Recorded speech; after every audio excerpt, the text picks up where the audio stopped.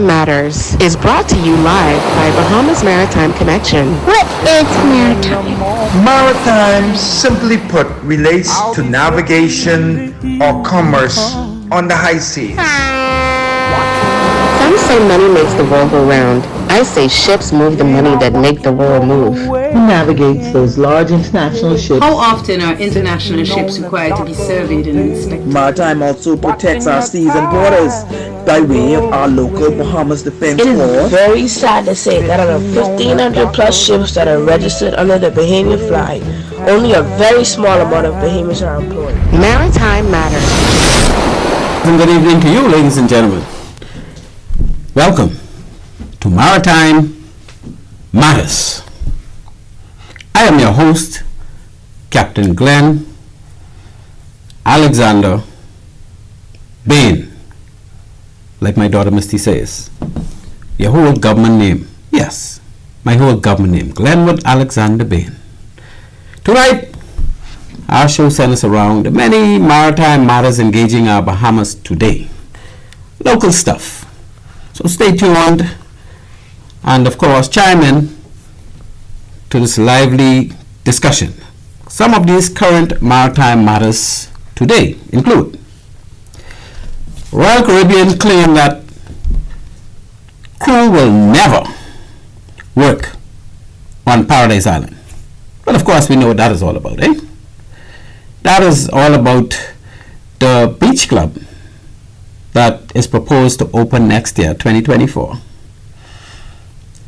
And of course there were some concerns as to whether or not people will be coming from the Royal Caribbean ships and taking part in service as far as serving food, serving drinks, security, whatever type service at Paradise Island. Now I can tell you from experience that in the past we've had crew coming off numerous cruise ships while they were docked at Nassau Cruise Port. Well, back then it was Nassau Harbor, Prince George Wharf. And they would have excursions going to some of our quays and certain areas on the island where the ship itself would be selling tours to Bahamian entities that would facilitate those tours. And as everybody knows, the cruise ships get the lion's share of the monies paid for that tour. But what they did is they provided assistance to the local entrepreneur as far as maintaining their vessel, even sometimes helping them purchase vessels. And what those vessels, and when I say vessels, I'm talking about the little tender vessels that go around the harbor area to the various quays like Athol Island, Rose Island, and numerous others, the smaller ones too. But they would take people direct from the dock, from Prince George Wharf at the time, to those private quays. And they would also take along food, a big spread of cheeseburgers and hot dogs and drinks and because the package was all inclusive. So they would set up the food and beverage, and they would have chefs and cooks and waiters and stuff come off the ship, and they go on the tender and they go to that location where the people from that cruise ships that paid for that package are, and they would be serving and cooking and roasting and doing all this. And I saw this with my own, well, I mean, only my eyes I could see it with, but with my own two eyes, as we do and say, right? So we know that in the past this was happening, ladies and gentlemen. I'm not saying that I see it happening today. I trust that it is not happening today. But the question arose. It arose as Royal Caribbean International or Royal Caribbean Cruise Line decided they will do a Royal Beach Club just on the western side of Paradise Island. You know, just in line with that old good beach we have there that used to be Club Med Beach. And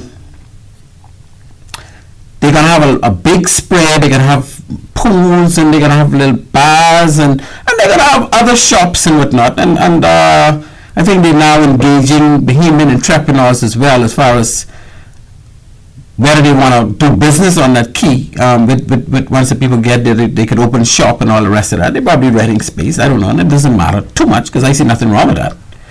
But what I do see something wrong with, and I think a lot of other Bahamians that are watching this operation, is we want to make sure that what happens on Coco Key, the perfect day destination, is not happening here at Royal Beach Club. What used to happen in Athol Island and Rose Island and some of those other spots does not happen here at the Royal Beach Club. So, what I'm saying there, listeners, we don't want to wait until it happens to try and address it. We don't even want it to happen to be addressed. And so I'm well on board with Brother Toby Smith and all the rest who are raising this concern. Because if you go, I've been to Coco Key and other keys where cruise ships basically own the entire Jabang. And there are things that are left to be desired. Because in my view, Bahamians only should be working in the Bahamas. What you do on your ship is your business. Mr. Royal Caribbean, Mr. Carnival, Mr. everybody else. We ain't concerned with that. Because that's an international ship, and that's in your whatever country you register. Even if you register under the Bahamas, you can use who you want to do but inside your ship. But when that ship comes to our country, and I dare say go to any country, I don't think and I don't see how it could be fitting for some person, supplies, expertise, anything, to leave that ship to take part in an activity from a working perspective that a Bahamian is capable of doing. And Bahamians can do everything. We can run in Atlantis and Bahamas and Albany and every place we've been running resorts. Your ship is basically a resort. Yes, we may not be able to do the technical part of running all of your machinery and systems on board your ship and firefight. Well, we got firefighters too, but your ship deals with those things. This Royal Beach Club ain't got those things. So therefore, Mr. Royal Caribbean,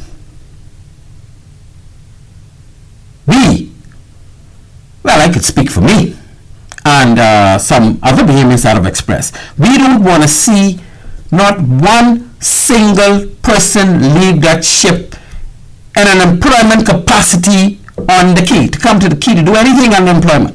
No management, no supervision, nothing. We want that to be fully Bahamian employed. We don't want to see not even a towel leave your ship to go to that Royal Beach Club.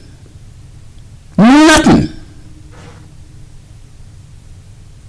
No towel, people who's hand out towel, nobody's hand out water. Let the people, the Bahamian people who have the right to work in the Bahamas, do all of that. I don't even want the government to be giving them a work permit for nobody to be over there talking about they engaged in employment. I personally don't want to see it because I personally don't think it's necessary. So I don't know if this is just a smoke screen we throwing out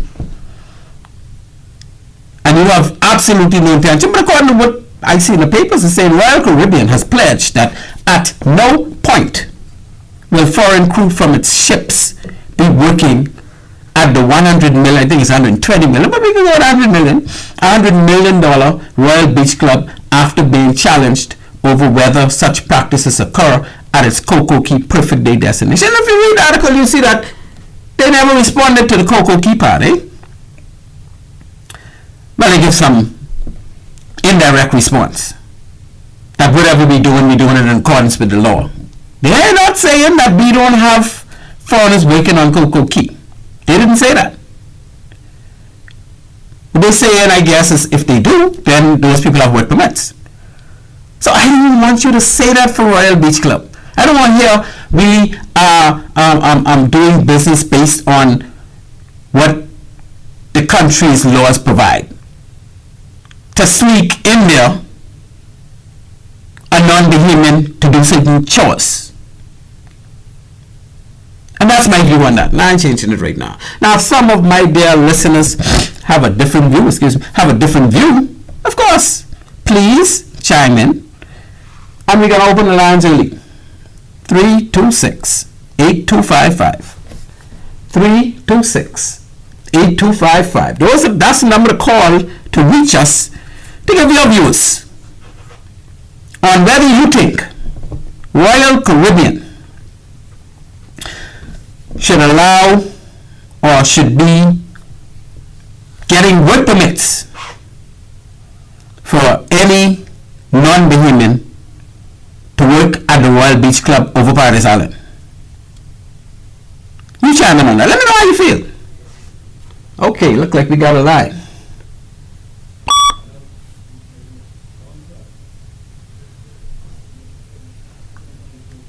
You can patch it through, Mr. Producer.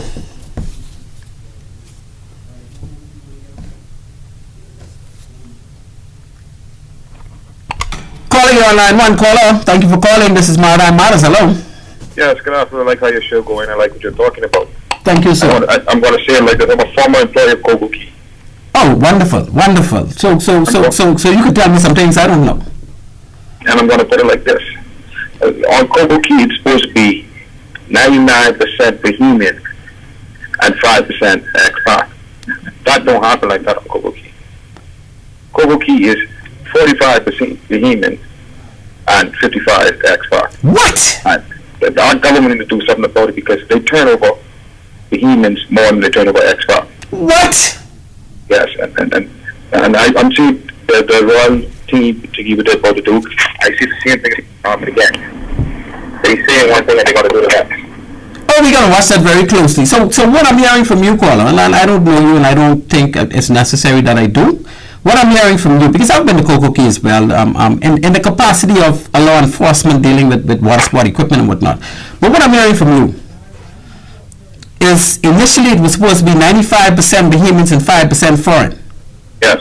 But now, but that has evolved to about 50-50. Well, you say 45% Bahamian, 55 foreign. Well, let's say 50-50. Yeah, let's go 50-50. Yeah, you're right. And it shouldn't be nowhere near 50-50 because it's supposed to be 90-10 at least, well, let's say 95-5.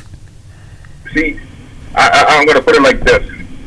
We as Bahamian, we tend to sort of blind eye what something is pushed on the table.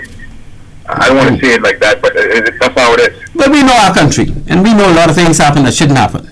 But I can tell you that when I visited Cocoa Key back in the day, I think all the water sport equipment, jet skis, everything was owned by the ship, by the company. It is. And they were not owned by Bahamians, and they were not operated by Bahamians. It's correct. It still is. And it's still that way? It's still that way. And they got people from the port department going down there on an annual basis to register those equipment. Yes. And they're not questioning what's going on as far as the violation of our immigration laws to have these foreigners doing. You see, I think a lot of people don't realize that those private islands by those cruise ships actually belong. They're still in the Bahamas. They own the key or the island, but they don't own our regulations. Correct. I agree with that. Like I was saying, they tell us we are not trained for these stuff. So instead of take the time to train our people, they rather bring in people to do it, take people off the ship to come work on the keys. Yeah, but we have resorts very much larger than theirs, and we got only Bahamians doing everything. What training? What are they doing that they think Bahamians are not trained to do? I don't know. They say people can't operate heavy equipment the way they. What? plumbers, better plumbers than us. We have better electricians, better carpenters. Cocoa Key, if you go inside Cocoa Key in the engineering department, you can count on one hand how many Bahamians are in the engineering department. Wow. Now, you know, we have a problem with engineering, especially for ship engineering. I know we don't have many people that do marine engineering, but you're talking about land. This ain't no marine engineering. This like... I feel like we have people who can operate generators. We have people who can fix generators. We have Caterpillar, whatever company name right down France Road. They have a ton of people. No, they got a ton of people working there, and they actually rebuild engines and generators. Come on, man. These people have degrees. They have experience. We have Bahamians who could do these things. But you know what it is? All right. We got some people in our government that are eager. Correct. To take $2 to allow these people to do what they want. That's not how it is. Right? And we the Bahamian people gotta make sure this stuff is stamped out. I agree with you. Enough. It's enough of that. And not only in that area, in all areas. Yes. Especially when it comes to work permits. The system provide that, okay, if you got somebody who cannot do a particular task because we don't have the expertise in the country, then you can bring in somebody, but you must find a Bahamian understudy. And that Bahamian understudy should be able to take on that role in a matter of drawdown time, whether it be 5 years or 2 years or whatever, and that foreigner should be gone. We're not working on other payments. We tend to let, I feel like we give a foreigner a work permit. Yeah, well, I mean, first of all, you shouldn't get a work permit if you got a Bahamian who could do the job. I'm just saying, if you give a foreigner a work permit, that work permit should last for what, 5 years? And even that, we don't like 2 years? I think they renew it annually. I think every year that expires and have to be renewed. Yeah, right, I'm just saying, you know, I feel like after that work permit expires, they should not be able to roll over because I feel like that whoever you brought in to do the work should have someone working under them to train them. Yeah, but then bringing in nobody. The reality is, if you got some water sport equipment, see, I can talk with Maritime now. You got some water sport equipment. Every single beach in this country outside of those cruise ship ports has water sport equipment just like them, and is being operated every day by Bahamians. You can't let me need to bring in somebody to operate a jet ski and a parasail boat, because that's really all you're doing. Because most of the stuff is non-motorized anyway. Correct.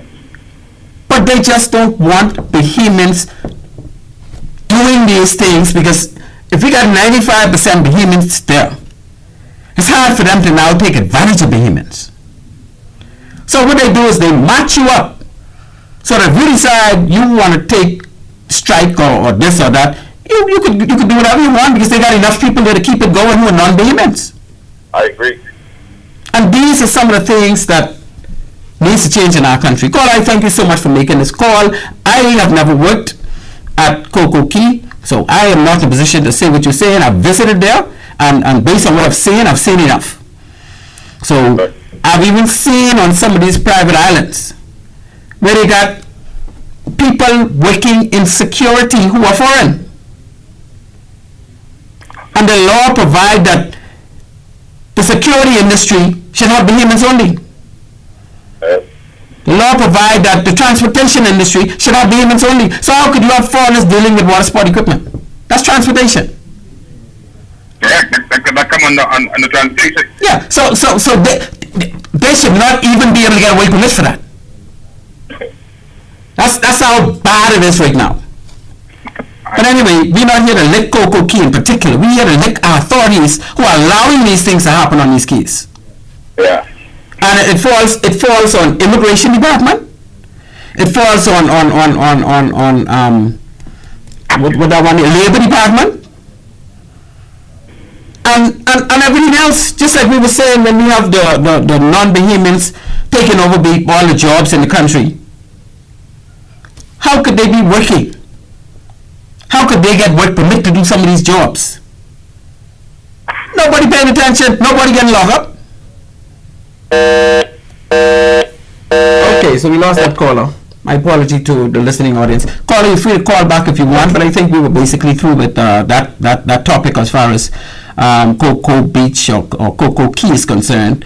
And what we're saying, listeners, is we don't want what has been happening over the years. Even here in Nassau.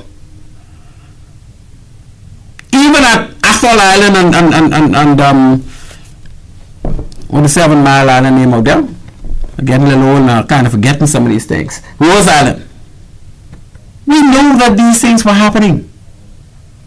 We don't want this to be sneaking around again. And I endorse this Royal Beach Club operation 1,000 times. I just want to make sure we're keeping things clean. It's opportunity for Bahamians. It's opportunity for the proprietors. But let's make sure, keep things clean. Okay, next topic. We're going to talk about a $200 million Carnival cruise line development in Grand Bahama. And they give it a name. We know that this resort is taking place at Sharp Rock, which is somewhere in the mid southern coast of Grand Bahama, just on the opposite side of the highway, straight out to the waterfront from the College of the Bahamas, from the University of the Bahamas campus, just a little further east and south of that. And it's a beautiful site. Development is going on as we speak. They want to open up in 2024. I think near the end of 2024. And they gave it a name. The name is going to be Celebration Key. Just like they gave all the others names, eh? You know what Coco Key used to name? Let me see if anybody can put up their hands and say what Coco Key used to be. Little Stirrup Key. That's now Coco Key. You know what Castaway Key used to be? The one where Disney is. I think it's still named out on the chart. It's now Castaway Key. It never used to be Castaway Key. After Disney bought it, they named it. They wanted to have these fancy names because, you know, it's supposed to be places where the cruise ship passengers go and have fun all day. And they do that. And I invoke that. I encourage that. The name for Castaway Key used to be Gorda Key. I mean, you know the history. Gorda Key was drug stained, drug tainted. They used to have shipments of drug passed through there based on the Commission of Inquiry in the 80s. And we, the Defense Force, used to go and search that key on a routine basis. It actually has an airstrip that we had to block off. I don't know if it was reopened because Disney now owned the key. But that airstrip, man, we used to make sure, check that every time we get in that area, check the surroundings to see if any drugs came in and then they started. But I think we was a little too late. When they was making all the money, that was before, probably before I even joined the Defense Force. But in any case, that used to mean Gorda Key. But now it's Castaway Key. What about the next one? Half Moon Key. Half Moon Key. What that used to name? That's the key right there between Eleuthera, South Eleuthera, and North Cat Island. Half Moon, I don't know why the name Half Moon. I don't never like that name, but it's a name that they thought was a good name for cruise passengers to go and say we are Half Moon Key. And let me tell you, boy, they turn that key into fun. You could rent little what they call condominiums or whatever that is on the beach because they fix them up so nice, and obviously you pay a couple dollars and you and your family got that for the day. They got shops and basketball courts, and they got it fixed right up. But I never used to name Half Moon Key. And if you look on the chart, I don't think you'll see Half Moon Key. You'll see Little San Salvador. So if you want to know where Little San Salvador used to be in the Bahamas, it's Half Moon Key now. And so Stirrup Key. They didn't change the name for Stirrup Key. Great Stirrup Key. It has a big lighthouse, and you know, people don't depend on lighthouses like they used to in the past, simply because lighthouses really was highly depended on before GPS came around. Now the ships have GPS. They know where they are all the time. They don't need to look to see. They could actually use their GPS to find the lighthouse if the light ain't working. Lighthouse right over there. That's how sweet navigation is now. How easy navigation is now. So they don't depend on those lighthouses. I recently have been up in the lighthouse at Inagua at Matthew Town, And it's becoming kind of dilapidated, but the lighthouse caretakers don't necessarily need to be going up and down in that lighthouse anymore because it's all automated.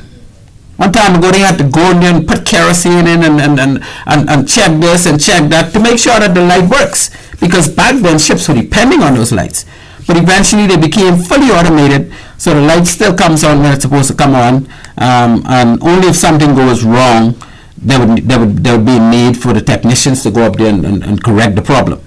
But on a routine, daily basis, lighthouse tenders or lighthouse keepers used to go climb up those steps to do maintenance and ongoing things with the lighthouses. That don't happen anymore. So Celebration Key, with a K-E-Y, I don't know why it's not C-A-Y, or maybe because it's actually not a key, it's actually on the land. This one is similar to Princess Key and what the new one name with Disney doing down in sorry, Luther would almost finish.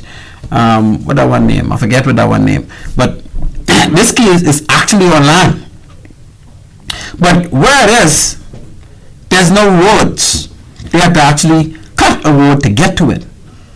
Because it was on Grand Bahamas, a lot of land that is undeveloped.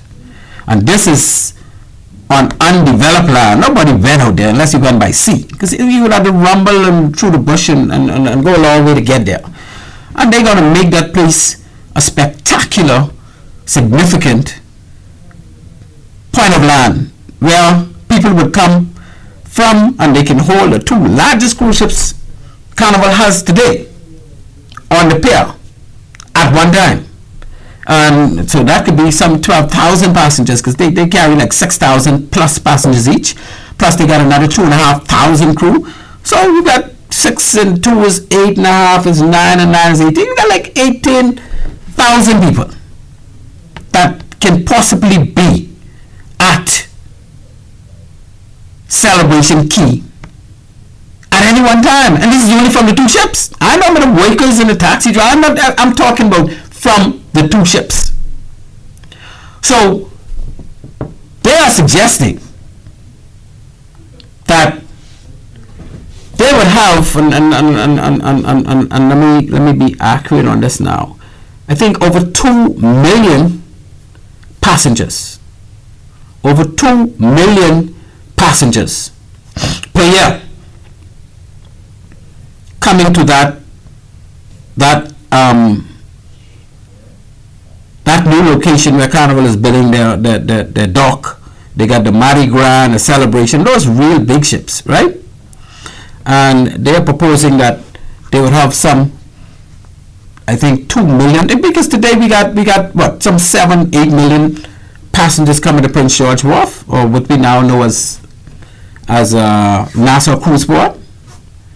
So there's nobody right now going to this area where Carnival will be. So if they could bring 2 million a year, and that's people now that this new visits. Not saying these same people wouldn't also come to Nassau Cruise Port or Freeport Harbor, but because this is their baby, they are prepared to channel those people that Bahamians can just sit and wait to come and find ways to make a couple dollars out of them. Just like Nassau Cruise Port right now, and we since that was renovated, we got a lot of Bahamians making a lot of money out there that they were not making prior to that. And we could complain about certain things, but it is an upgrade and it is opportunities in maritime, eh? So there you go. We got the $200 million Carnival Cruise Line development in Grand Bahama, to be named Celebration Key. There are some concerns in this country about boat registration hikes, that they're too big of a jump at one time, and they're saying that, and this is not the first complaint, but this is just another complaint. This time it's coming from Family Island, Abaco. Albacore marine operators and vessel owners say the hike in boat registration fees is causing confusion, simply too big of a jump that many will struggle to pay. So why is the government hiking up so high on boat registration fees? Is it something that is necessary, or the government is being mean? Because I tell you, a lot of people who own these boats that ply for hire, they don't have no bunch of money, and some of them ain't making no bunch of money.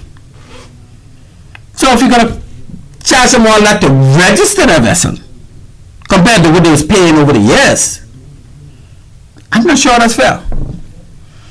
We can talk about some of the details. Before we do so, let's go to upgrade.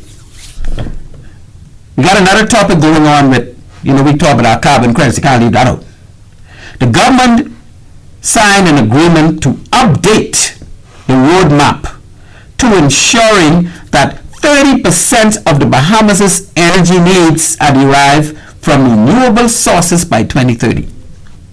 What renewable sources we talking about?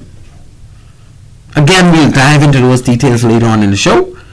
But right now, I don't even think we get 10% of the energy.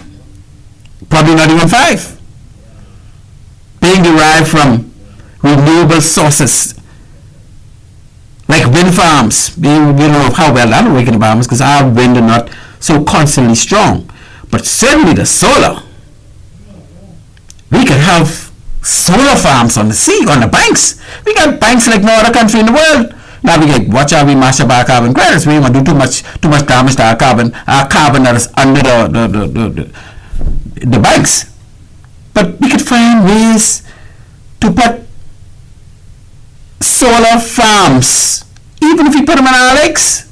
We got a lot of lakes that we don't use in this country. We don't have Lake Carnival and Lake Kalani. Plenty of lakes on this island of Nassau that are not being utilized at all.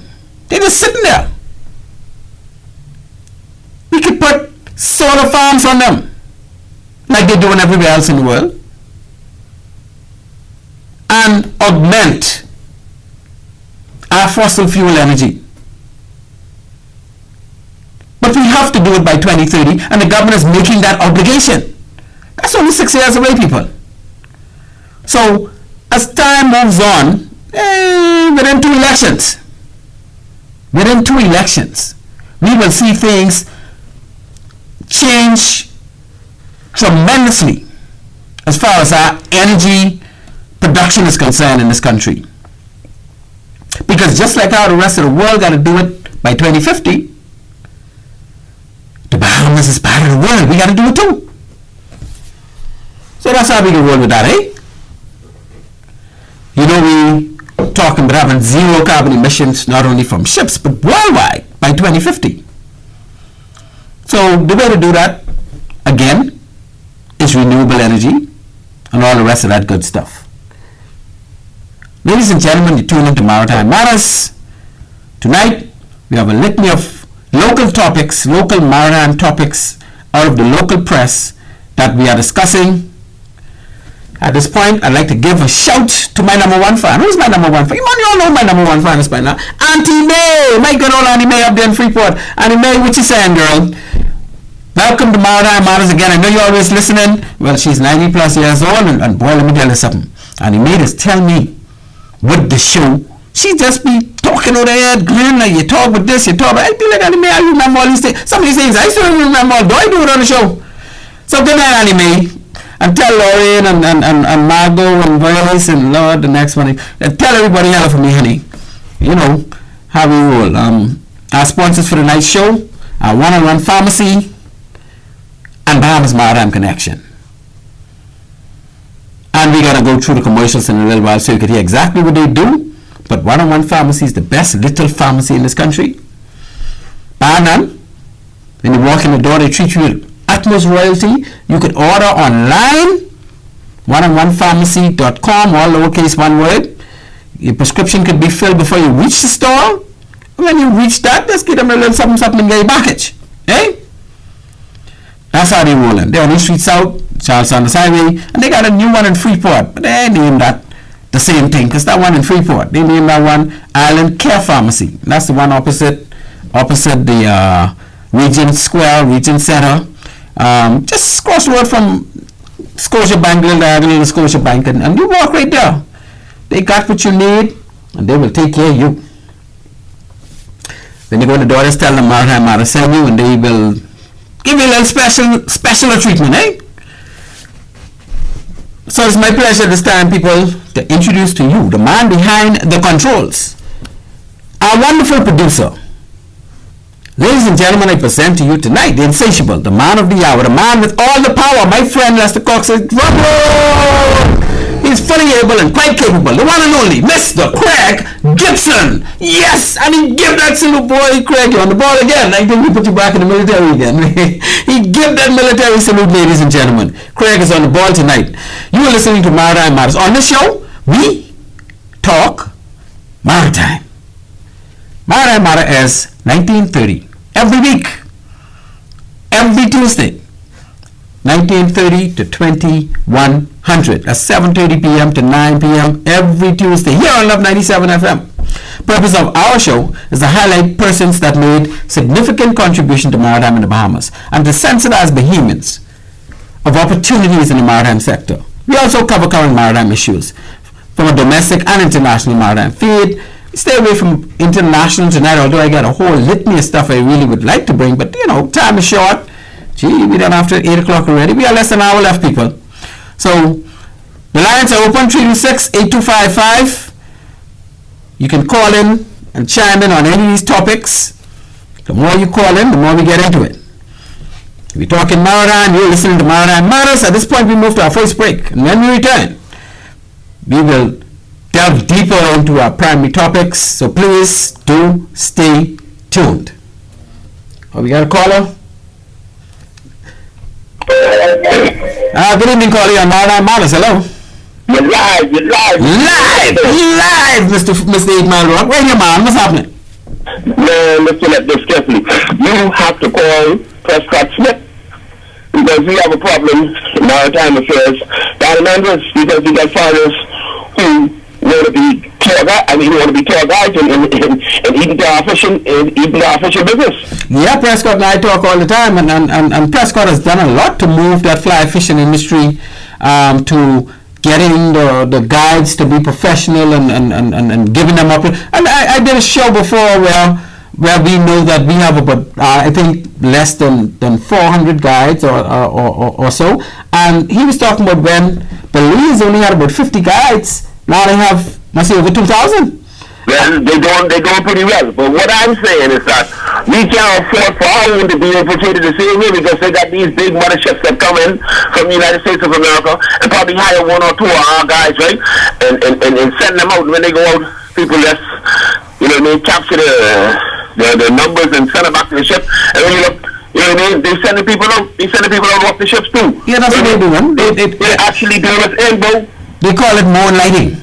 Yes. They're moonlighting in our country because they don't want to pay us to do what we do. But it's us who got to police this, All of us got to police this. Prescott is one person, but he's not out there as much as some of these other people who are seeing this happening. We got cell phones. Let's take pictures. Let's put these things on blast and put pressure on our government to do something about it because it shouldn't be happening. The government need to put programs in place. Yes, like deputize, the fishing guys who go there who know.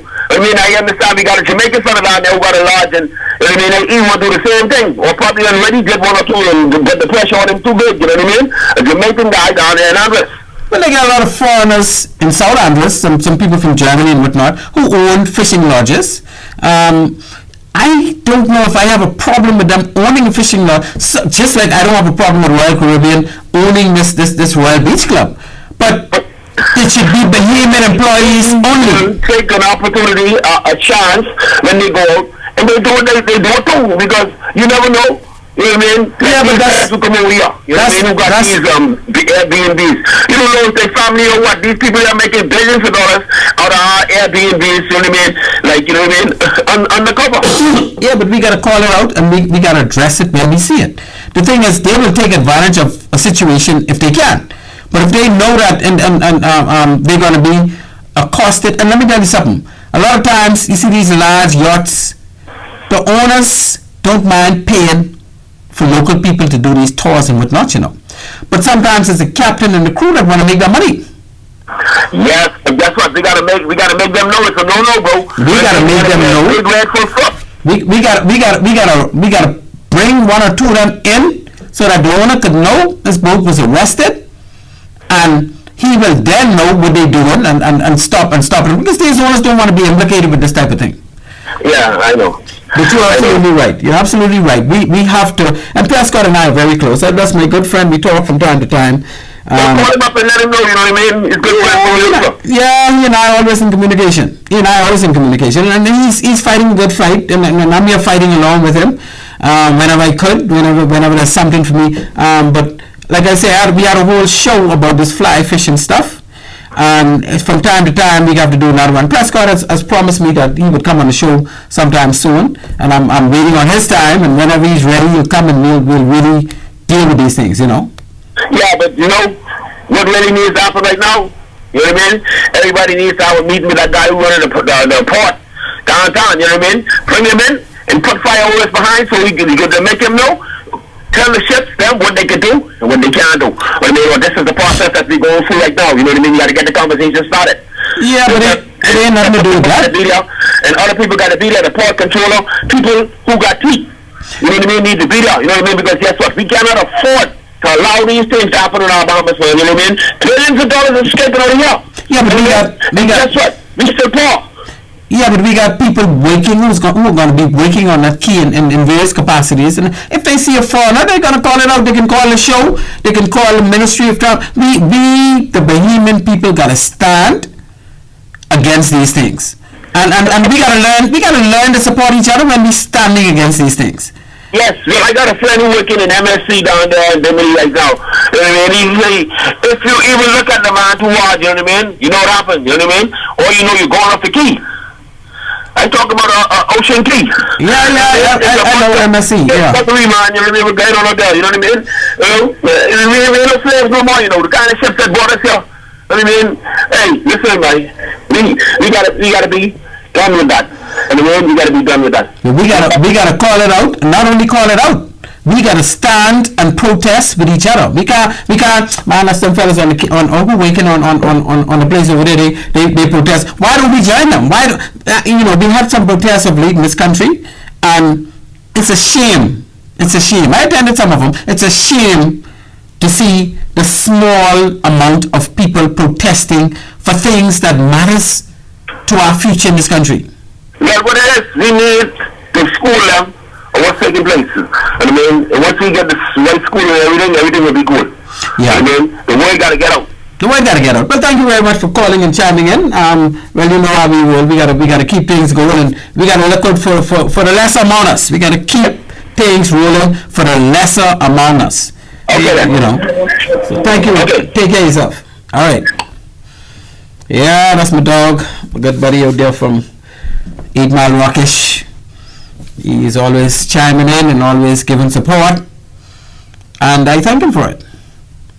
So, as I was saying before that call came in, we're going to move to our first break, and when we return, we will delve a little deeper into these 4 maritime matters that is going on in our country today. Ladies and gentlemen, stay tuned. At One-on-One Pharmacy, our friendly staff is ready to serve you. Visit us today for all your prescription and over-the-counter needs at our East Street South or Charles Saunders Highway locations.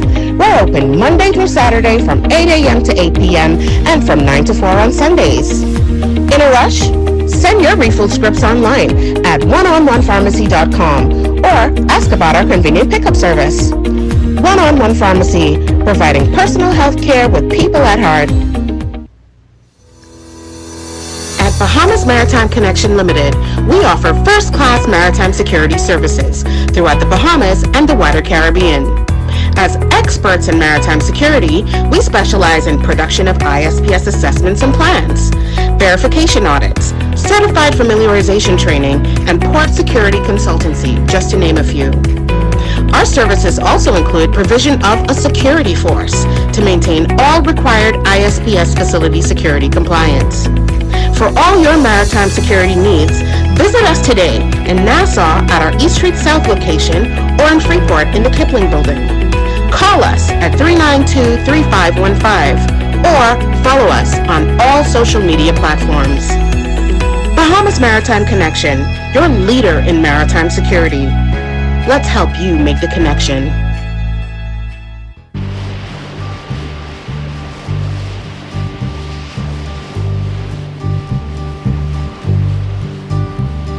Sitting in the morning sun, I'll be sitting when the evening comes, watching the ships roll in, then I'll watch them roll away again. Yeah, I'm sitting on the dock of the bay, watching the tide roll away. Sitting on the dock of the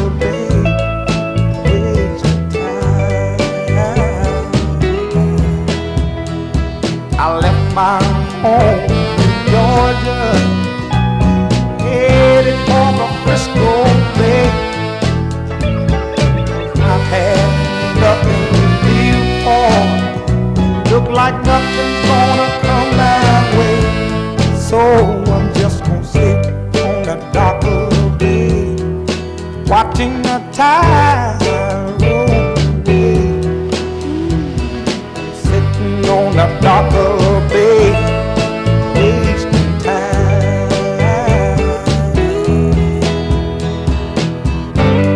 Look like nothing's gonna change, everything still remains the same. I can't do what 10 people tell me to do, so I guess I'll remain the same. Sitting here resting. Ladies and gentlemen, pleasant good evening again. You are listening to Maritime Matters. On this show, we talk maritime. Please feel free to make your contribution by calling our number 326-8255. That's 326-8255. You can call in, chime in on our discussions. We're talking local maritime matters. And we've had a couple of calls so far. I thank my callers for calling. Very, very good contributions. We had a gentleman that used to work on Cocoa Key chime in on what goes on in that key that we know shouldn't be going on. And you know, in my view, like I told you, I think it's not Cocoa Key, it's not Royal Caribbean, it's our government authorities who are obligated and charged with making sure these things are not happening. And when we talk about maritime, who are the government agencies responsible for ensuring that, you know, we get our fair shake out of our country when it comes to maritime activities, maritime development, maritime monies, you know, maritime rewards? It should be Bahamians. Yes, we got foreigners coming here to set up shop with certain and we want them to do that, but we don't want them to set up shop and bring in foreigners to work the shop. No, sir. When you set up shop, you use our locals to work that shop.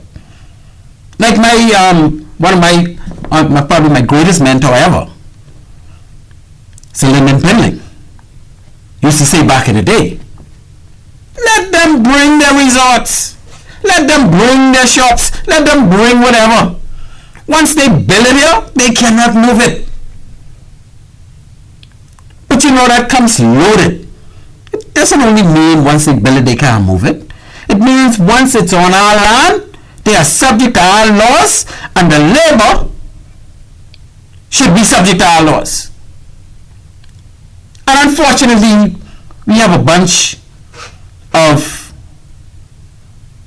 I'm going to call it freely-handed people. I can't find the right term. We got a bunch of people in this country who are in authority, who just turn a blind eye for a couple of dollars. Or just turn a blind eye because they figure they don't want a friction. They don't want to do their jobs. They're lousy. Slack. Could you imagine? You're running an organization that is responsible for making sure only Bahamians are employed, like transportation, like immigration, running to make sure only Bahamians are employed in certain industries. And foreigners are running rampant in those industries. Rampant. And we got to blame us too, the Bahamians who hiring some of them. We got to blame us who hiring foreigners to do construction work. And construction work is supposed to be reserved for Bahamians. To work in retail stores. And retail stores should only have Bahamians working in them. To work on board local Bahamian boats with mailboat contracts. And the transportation industry say Bahamians only. Work on jitneys and working on taxis, have their own taxi. As a matter of fact, some of them got their own taxi plate and they don't have a Bahamian passport. How? Why? Because we are just a slack group of people. We slack. And when we can pick up the pace and make sure these things ain't happening. Do we have to go and protest against each one of these things, each occurrence? Maybe we need to. Maybe we need to look at and standing up as a Bahamian and calling these things out. I was listening to the show before I came here earlier this evening. And one of my other mentors, Mr. Miles Monroe, he was saying how we just lay down and allow things to happen. And he indicated that when you do that, you waste on the problem itself. Because you know it's wrong, you see it happening, and you will not say a word because why? You don't want to get out of your comfort zone. And he was talking about what people like Nelson Mandela went through. Even going as far as Abraham Lincoln. How Abraham Lincoln had to go against his own party people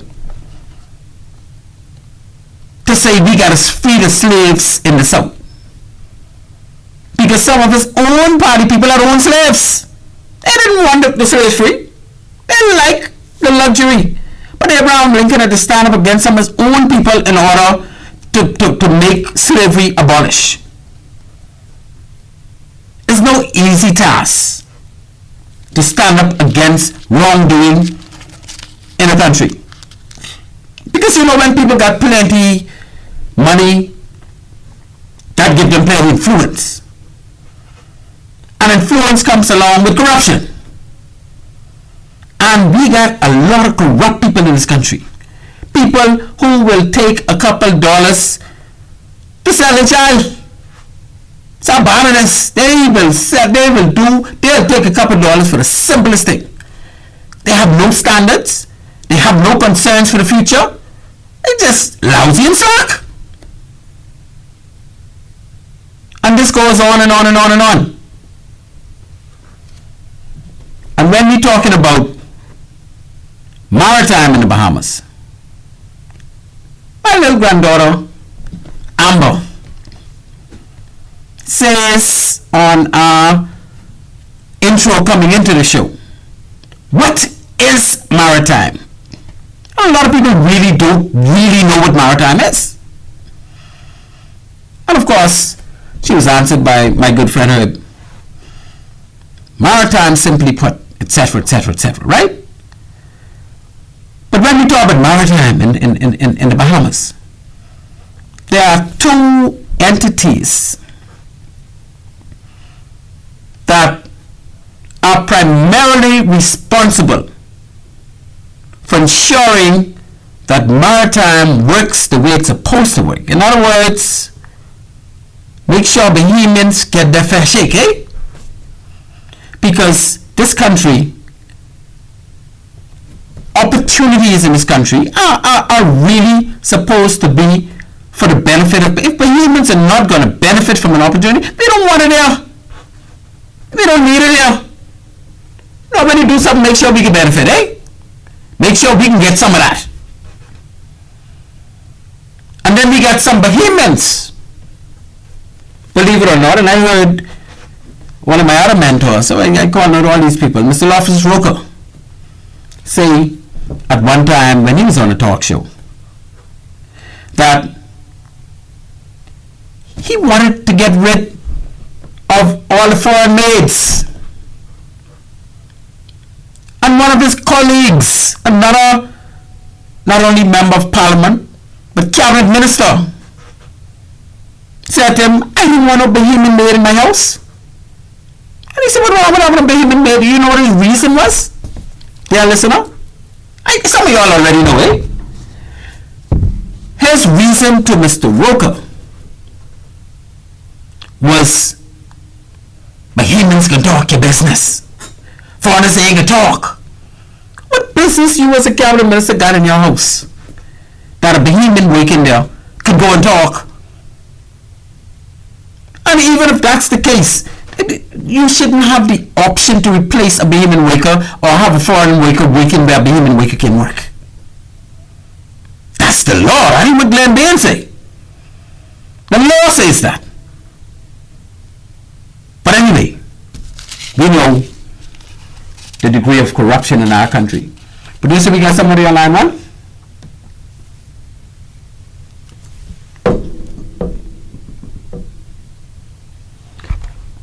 Oh, that person hung up. I don't know. Another line. Caller, on Maritime Matters. Hello. Yes, sir. I'd like to get on the show, please. Why are you on the show? Speak. Everybody listening. Go right ahead, my friend. Yeah, I caught you a short piece of the show, but I want to chime in on something. And you were so very right. A construction worker said to me that he was making a seawall, and that while the concrete was being poured, it was leaking into the ocean. And he simply asked the foreign foreman, how come it's going in the ocean? You know, the foreman said to that construction worker, this is what I was told, and I believe the guy. He said, don't worry about that. Worry about your job. Worry about your family. Worry about your economy. Wow. This was the response from the foreigner to the Bahamian. Yeah, because instead of worrying about the environment. Right. He has no stake in the game. About your new job. And, you know, I'm going to make a statement, and it may not sit well with people, but I see something coming. Change is not going to be peaceful. Oh, no. I may walk away.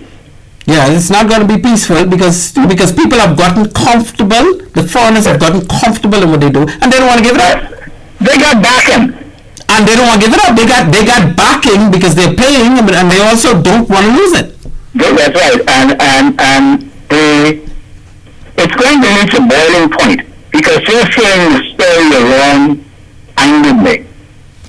Alright? Yes. It's going to reach a boiling point where Bahamians just ain't going to be able to take it no more. And, you know, the powers to be will never say, okay, I got enough, let me leave. That's never going to happen. I mean, it sounds crazy, but it's never going to happen. If we could sit with our arms full and hope and pray as much as we want, the good Lord really look at us and say, we don't want it because you got to go fight for it. Well, our problem, fight for that change. Our problem is we have it so good today, caller. We have it so good today. When I was growing up, nobody had nothing, you know. But let's face it, everybody in this country is living above their means just in order to enjoy a minimum level a standard of life. If you live above your means, you live in poverty. But see, because we have it so good now, we don't want to fight anymore. Well, the day coming when, you know, because one day you're going to wake up and you're going to realize you ain't got no Bahamas left to fight for. You're right, because all of those other fellas who are not Bahamians, they prepared to fight for it. Yeah, but it's handed to them, you know. Well, it was handed to them, but when we try to take it back, they're willing to fight because. How are you fight if you try to take it back? That's can't eat it, baby, and then saying, "Give me it back." That's why you said it ain't gonna be pretty. Well, it's sad. I just wanted to express that tonight on the show. I so appreciate your call, sir, and please feel free to call at any time. And thank you for listening to Maritime Matters. You're welcome. No problem. Thank you. That call is making a lot of sense. A lot of sense.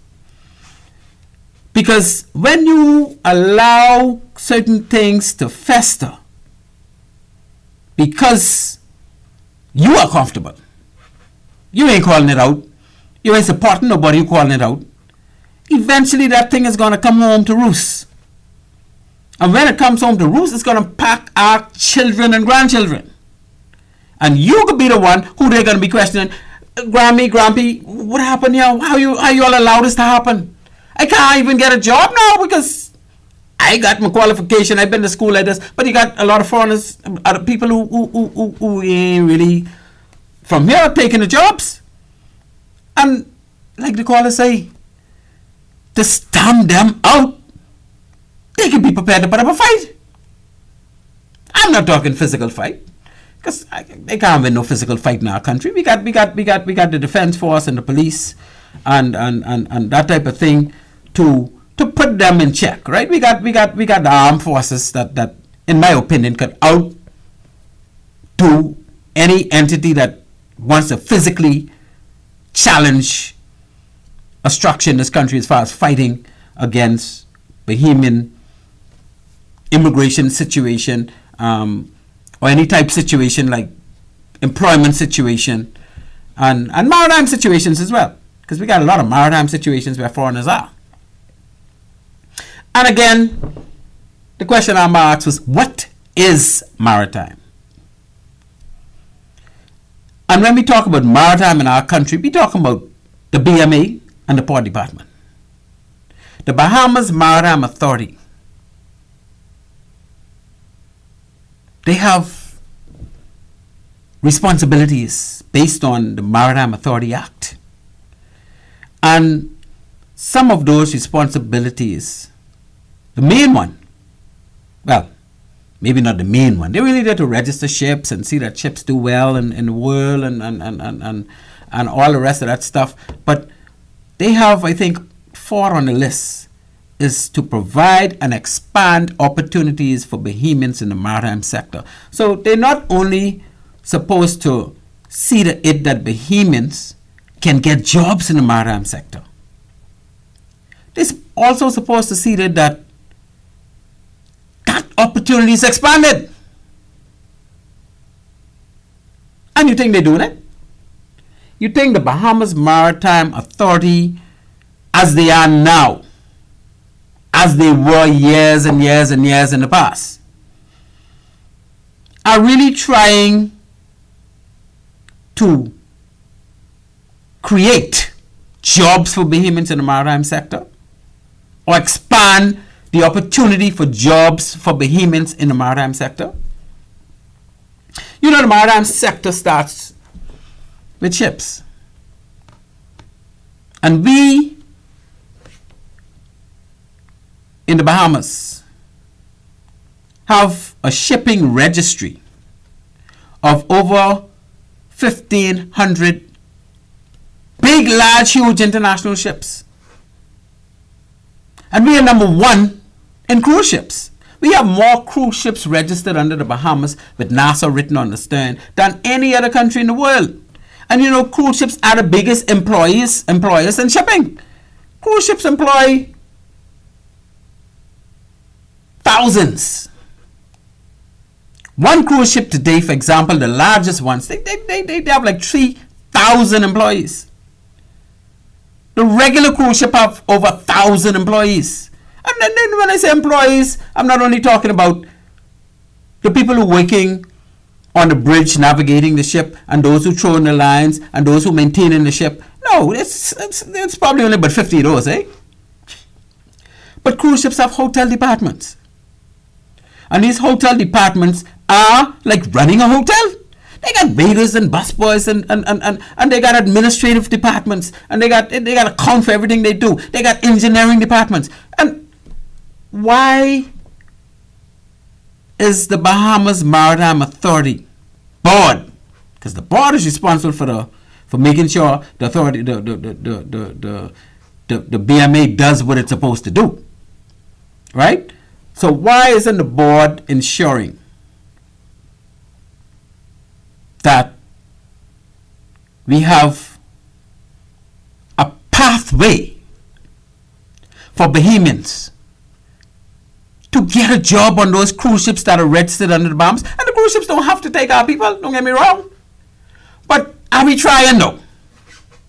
The BMA has what you call a BSA, a Bahamas Ship Owners Association, where the chairman and members of that BSA are all the time engaged with the BMA, the Bahamas Maritime Authority. Because the purpose of having that Bahamas Ship Owners Association is so that they can all speak with one voice. They can assist the BMA in making life easier for their ship to continue doing its business. Because people don't buy ships because they're pretty. People buy ships because they're trying to make money.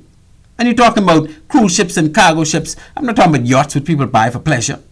And even yachts, a lot of them buy those yachts to make money because they can charter them out for hundreds of thousands of dollars.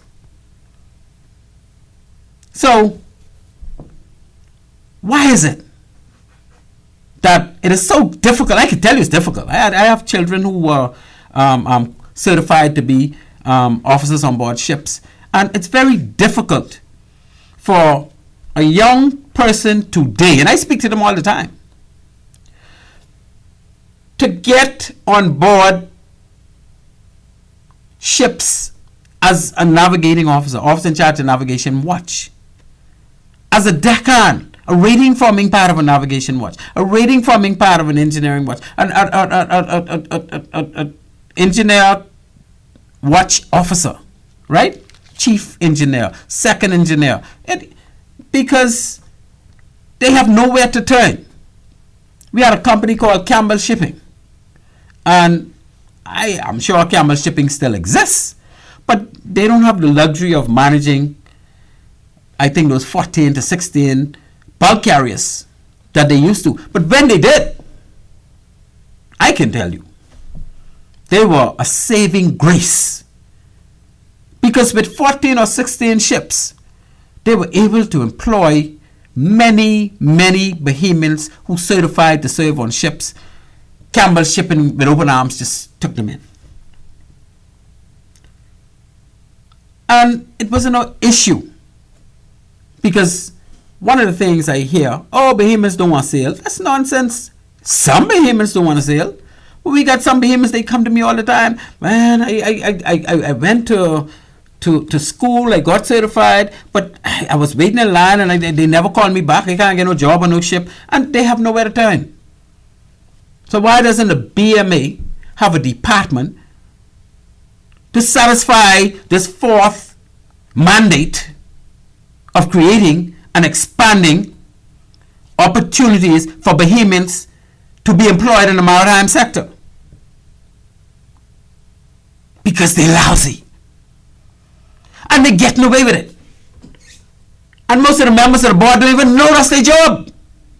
They only want to be on the board so they can eat free food and come to meetings and play big and travel every now and then and do this and do that. They're really trying to trash out what they really supposed to be. And the main thing is expanding and creating opportunities for Bahamians to be employed in the maritime field. That's the main thing when it comes to Bahamians, right? A second thing, the Merchant Shipping Act regulations require and has been ignored for decades. Yeah, because I think they started in 95, 2005, well, it's almost decades now. Next year, next 2 years is decades, eh? They are required to issue local safety certificate to every non-SOLAS vessel operating in the Bahamas. In other words, all the mail boats, all the little tenders, Any boat that is operating for hire in the Bahamas that want to be registered to operate, and they're not soulless vessels, in other words, they're not doing international voyages, and they're not for cargo ships over 500 gross tons, supposed to be issued a local safety certificate.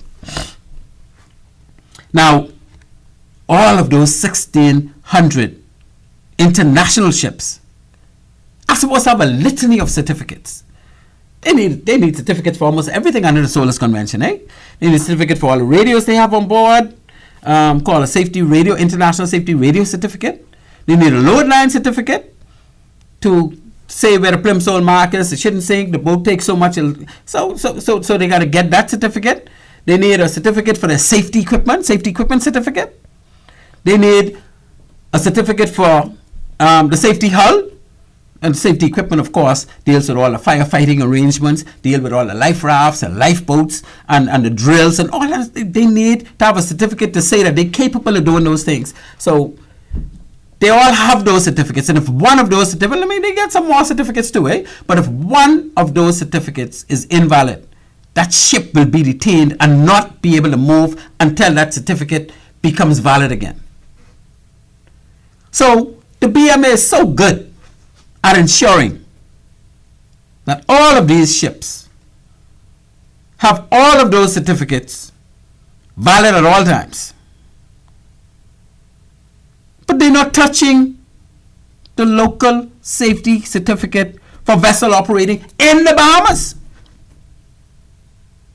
And you know why this is a problem for me? This is a problem for me because if the BMA was to enforce that requirement, then they would now need to find a litany of local surveyors like myself, right? Like some of the people who went off to school and served on ship and now they wonder what they could do. They could be local surveyors. They could be surveying these thousands of local vessels to ensure that these vessels are issued that local safety certificate. And so, to issue that local safety certificate, they have to go on board and check to make sure the vessel is safe as far as the load line is in place, as far as they have safety equipment on board, as far as they have proper radios on board, as far as they dry dock the vessel and have dry dock reports done at least once every 5 years. And then we wouldn't have boats sinking at Porter's Key with no move. We wouldn't have boats going out to sea and crashing, because they also got to make sure that every single boat has a certified persons on board to operate them. And so what that will do, that will now cause the training institutions to have more work. That will cause the boats to have more certified people. And then that will also stamp out a lot of the foreigners who are working on these local boats. Eh? And you see where we're going with this? So all the BMA has to do is enforce their mandate to issue local safety certificate. And a whole litany of employment comes along with that. Plus we're improving the fleet. Plus the owners will now have to start looking for Bahamians who are certified to do certain things, because we're not going to be certifying foreigners to work on these local boats, because that's against our law. You go on almost any one of these boats on Porter's Key now and you find foreigners working on them. Shouldn't be happening. Bollocks. That should not be happening. And when are we going to start looking at these things to change it? When is the Ministry of Transport going to get on the Bahamas Maritime Authority and the Bahamas Maritime Authority Board to ensure that these local safety certificates are now being issued? And when we had the collision back in the day with the Sea Hauler and the United Star, and I was engaged in that because I was the port safety inspector at the time. I had to go and testify, right? I actually did the preliminary inquiry. The recommendations were very, very strongly pointing towards the fact that the BMA is not issuing that local safety certificate to ensure that certain things are trashed out with the surveys. People are certified. Because I could guarantee you, you didn't have certified people on watch when that collision happened. No, we didn't. And if we used to have another collision today and people get killed like that one, it will be the same thing again.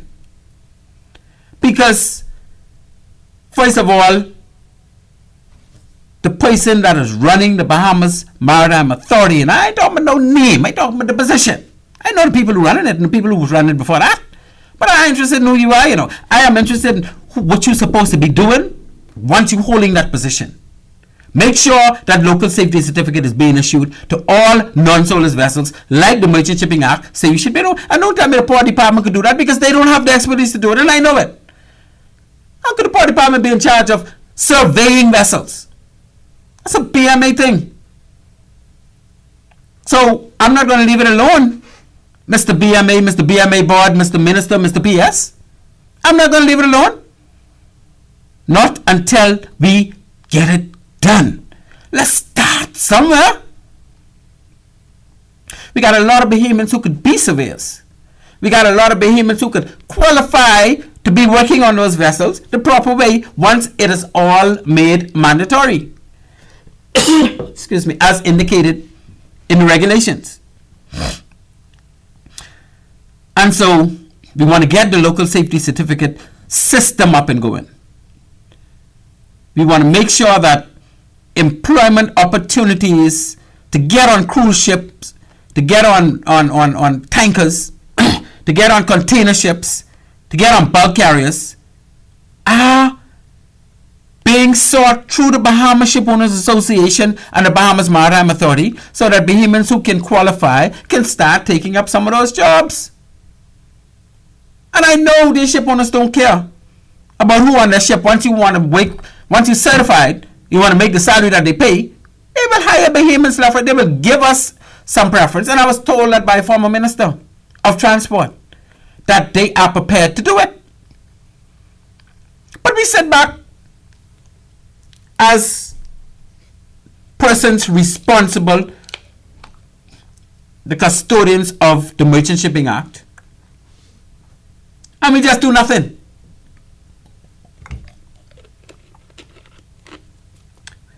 And one thing in this country, we're very good at taking the do nothing approach, eh? Just do nothing and don't want nobody say nothing to us. Well, anyway, we have to do something about that.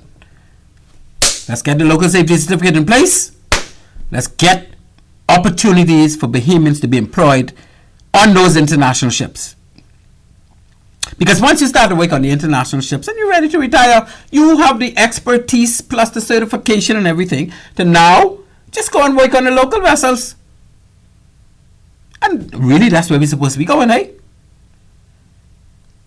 And then the other arm of this maritime regime is the Port Department. And you all know my position on the Port Department. The Port Department, and I'm not calling out anybody, I'm talking about the entire shebang. They basically deal with people who come to them. They're not going out there and make sure things happen. And I can say the same thing about the Immigration Department. Immigration officers don't go on Porter's Key and check to see if these people have work permit. I remember time I put it right in their lap. We got foreigners working on this ship, that ship, these are the names. Because I used to survey the ships and inspect the ships, right? And the immigration, the person who was in charge of immigration at the time told me, Brother Ben, this ain't gonna happen, man. We can't do this. And I was like, why? And of course, he whispered some things to me, indicating that the politicians ain't gonna want that to happen. Because certain people involved in these things and they want the path of least resistance when it comes to keeping these vessels maintained, when it comes to making sure somebody's on the vessel who live on the vessel. See, if Bahamians are all doing it when the vessel and that's how they go home. They got higher security to watch the ship in the night. But the foreigners on the vessel, they live on the vessel, that's their home. So the vessel's secure, eh? We don't care if a foreigner making the money in a Bahamian ain't get a job. We just want to know our vessel's secure. And the foreigner, when sun up, he start waking. He ain't got to worry, but tell him what he need to do and this and that. And why should a Bahamian be competing with a foreigner for an employee that is only supposed to be for Bahamians? Well, I may not resonate all over the place in all kind of different areas, eh? But that is what we face with. So, the protection, the Port Department, the reason why you have, for example, an A-class license and a B-class license for domestic vessels, right? Part of the reason, and the main part of the reason, is that you want to protect that industry from foreigners. Because if you say every vessel is supposed to have a captain that is licensed, and to get that license, you got to go in front of the Port Authority Board. The first thing they ask is that you be a Bahamian.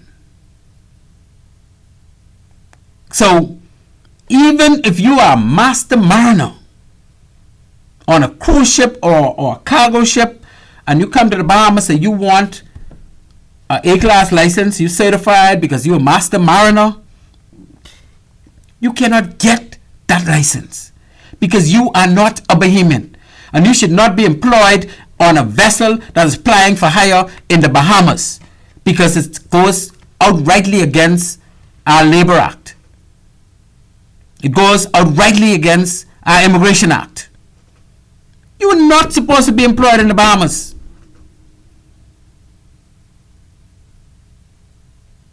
So, that's the reason. The primary reason for having an A and B class license under the Boat Registration Act. Because a lot of people don't understand that license doesn't certify you to drive that vessel, you know. No, sir. To be certified, you have to get a license under the STCW code, Standards of Training, Certification, and Watchkeepers for Seafarers. Because that code says you could be a captain for vessel up to 500 gross tons. That's where it starts. And if you're on a vessel under 500 gross tons and you say you're a captain, you need a certificate under the STCW code. That's not for international travel. That's for any kind of travel. Lord, my time running out. Same thing with registering boats under the Port Department. To register a boat, quite technically, if you want it registered under that act, to be employed in the Bahamas to apply for hire, you have to be a Bahamian. And if you're not a Bahamian, when the board look at that application, it should be denied. So Bahamians are protected in those areas. And so if you have a foreigner owning a vessel that is in the local maritime industry in the Bahamas, that foreigner should not be able to get that boat registered. And the Act, the Boat Registration Act, the Port Authority Act, the Water Skiing and Motorboat Control Act, these acts protect us from having foreigners coming and taking our job. But the Act protect us, but are we being protected? Because if you got a bunch of foreigners in the industry, the Port Department is still registering these vessels, the immigration officer ain't checking these vessels, the owners want it to happen, although they know it's wrong. Who's going to look out for the Bahamian employment in the maritime industry? I guess it got to be me. Eh? Anyway, ladies and gentlemen, Maritime Matters is brought to you by Bahamas Maritime Connection. We also brought to you by One-on-One Pharmacy. I thank all my callers that called tonight. And of course, I thank all you good listeners that followed the show tonight. I say hello again to my good Annie Mae. 90 years and moving strong. And as always, our time is gone. I say to you, listener, thank you very much again. Maritime Matters out.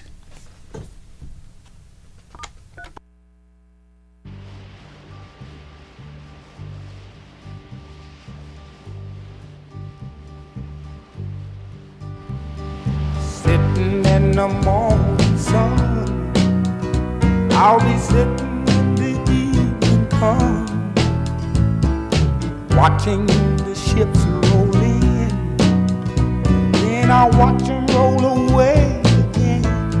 Yeah, I'm sitting on the dock of the bay, watching the tide roll away. Just sitting on the dock of the bay, wasting time.